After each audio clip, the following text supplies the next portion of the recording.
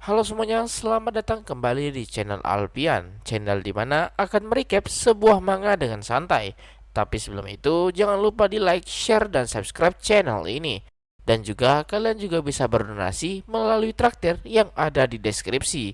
Dengan begitu, bisa membuat Mimin semakin bersemangat dalam berkonten lagi. Kalau begitu, kita lanjut ceritanya, boy.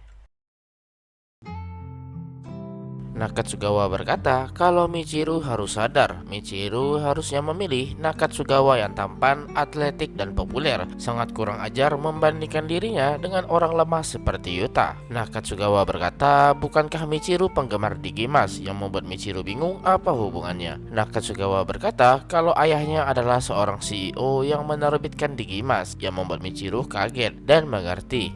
Michiru merasa sangat kasihan dengan Nakatsugawa yang membuat Nakatsugawa kesal. Michiru berkata kalau ia sudah memperingati Nakatsugawa dan harus meminta maaf ke Yuta sebelum menerima konsekuensinya. Nakatsugawa tak mengerti apa maksudnya, tapi Michiru berkata seperti itu demi kebaikan Nakatsugawa. Nakatsugawa yang kesal langsung menampar Michiru dan membuat Michiru terjatuh. Michiru benar-benar syok dibuatnya, dan Nakatsugawa mendekati Michiru dan membuat Michiru sangat ketakutan. Nakatsugawa berkata kalau selanjutnya ia akan membuat Michiru merasa berada di surga dan tubuhnya tak akan melupakan rasanya. Michiru yang ketakutan memanggil Yuta, yang membuat Nakatsugawa menjadi kesal dan kembali memukul Michiru. Nakatsugawa berkata kalau Yuta tak akan datang dan mulai meraba Michiru. Michiru sadar mungkin ini adalah karmanya karena sudah menyakiti perasaan Yuta sebelumnya, dan Michiru berhak menerima hal semacam ini, di mana tiba-tiba seseorang menghentikan mereka, dan itu adalah Yuta yang mendorong Nakatsugawa dengan sekuat tenaga. Yuta merasa sangat marah dan bertanya apa maksud Nakatsugawa melakukan hal semacam itu ke Michiru. Melihat Yuta yang datang kemari membuat Michiru menangis dibuatnya, sedangkan Nakatsugawa bingung kenapa Yuta ada di sini. Michiru yang ketakutan langsung memeluk Yuta dan menangis sejadi-jadinya. Nakatsugawa berkata kalau Yuta tak seharusnya melakukan itu dan bertanya apa masalah Yuta. Mendengar itu membuat Yuta menjadi kesal karena Nakatsugawa sudah memaksa Michiru melakukan hal yang tak diinginkannya. Tapi Nakatsugawa beralasan itu adalah kemauan Michiru sendiri. Michiru berkata kalau itu tak benar, di mana Nakatsugawa berkata kalau semua wanita itu adalah pembohong. Yuta tak percaya dengan perkataan Nakatsugawa dan merasa kalau Nakatsugawa lah yang berbohong di sini.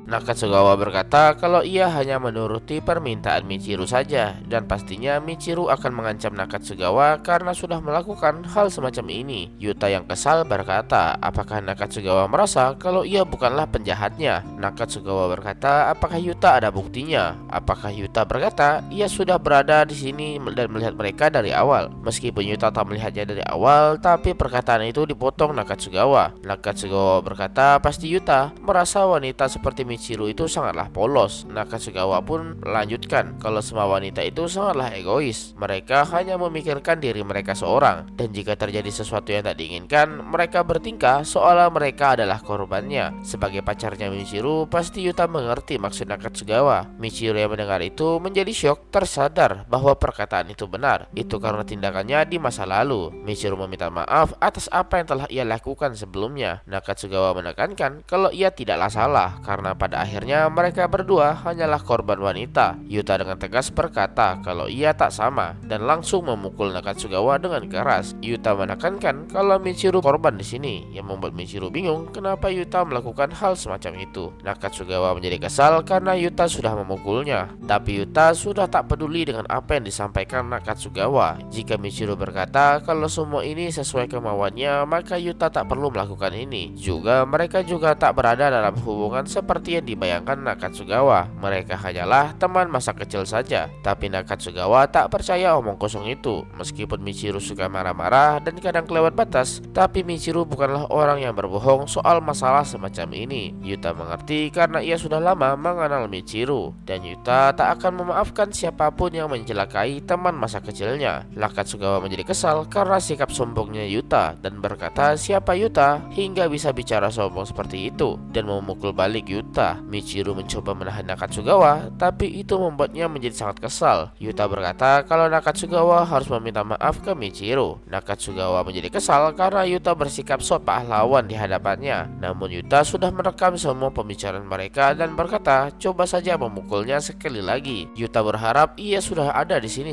lebih awal, jadi ia bisa merekam lebih banyak lagi. Nakatsugawa menjadi kesal dan berkata apakah ia akan membiarkan ini dengan mudah dan merampas HP milik Yuta dan menghancurkannya. Tapi Yuta berkata kalau data miliknya langsung terkirim ke cloud miliknya, yang membuat Nakatsugawa menjadi semakin kesal dibuatnya. Nakatsugawa berkata kalau Yuta bukanlah siapa-siapa di matanya dan Yuta sadar soal itu. Karena itulah Yuta melawan Nakatsugawa dengan metode semacam ini dan kembali memaksa Nakatsugawa untuk meminta maaf ke Michiru. Jika Nakatsugawa meminta maaf, maka Yuta tak akan menyebarkan rekaman ini ke publik. Yuta tak peduli orang lain berpikir apa, tapi asalkan Nakatsugawa tahu kalau Nakatsugawa adalah pria populer dan itu bisa menghancurkan popularitas yang selama ini sudah ia bangun. Nakatsugawa tertawa mendengar itu dan berkata kalau semua yang Yuta sampaikan hanyalah omong kosong belaka. Nakatsugawa berkata apakah Yuta merasa ia sudah menang? Yuta tak mengerti soal dunia ini. Nakatsugawa punya semua yang ia punya, kekayaan, popularitas, bahkan perhatian. Ayahnya adalah seorang CEO perusahaan percetakan di mana Digimas diterbitkan. Ia punya banyak uang dan kekuasaan dan Nakatsugawa adalah anaknya. Mendengar itu membuat Yuta kaget. Nakatsugawa berkata untuk sebarkan saja rekaman itu dan dengan satu kata Nakatsugawa memastikan tak akan ada yang tahu soal rekaman itu. Bahkan keluarga Yuta juga akan menjadi korbannya juga. Nakatsugawa menjadi kesal dengan pandangan Yuta terhadapnya. Itu karena Yuta merasa sangat lucu, di mana Nakatsugawa malah bergantung kepada ayahnya. Mendengar itu membuat Nakatsugawa menjadi murka dan kembali memukul Yuta. Namun Yuta dapat menghindarinya. Yuta berkata terserah Nakatsugawa ingin berkata apa kepada ayahnya, tapi satu hal yang pasti, Yuta tak akan memaafkan Nakatsugawa sebelum Nakatsugawa meminta maaf ke Michiru. Tentu Nakatsugawa tak akan menuruti permintaan Yuta dan tiba-tiba guru penjaskes datang dengan penuh amarah karena melihat siswa yang bolos. Nakatsugawa pun pergi dari sana, tapi Yuta berkata kalau Nakatsugawa tak meminta maaf, maka ia pasti akan menyesal nantinya. Namun Nakatsugawa tak memperdulikan peringatan dari Yuta. Pak guru bertanya apakah mereka bertengkar dan menyuruh mereka untuk kembali ke kelas. Michiru meminta maaf karena dirinya membuat Yuta terluka, namun Yuta tak mempermasalahkannya dan tak perlu meminta maaf juga. Pada momen ini, apa yang bisa Yuta lakukan hanyalah menenangkan Michiru dan berada di sampingnya, dan cerita pun berlanjut.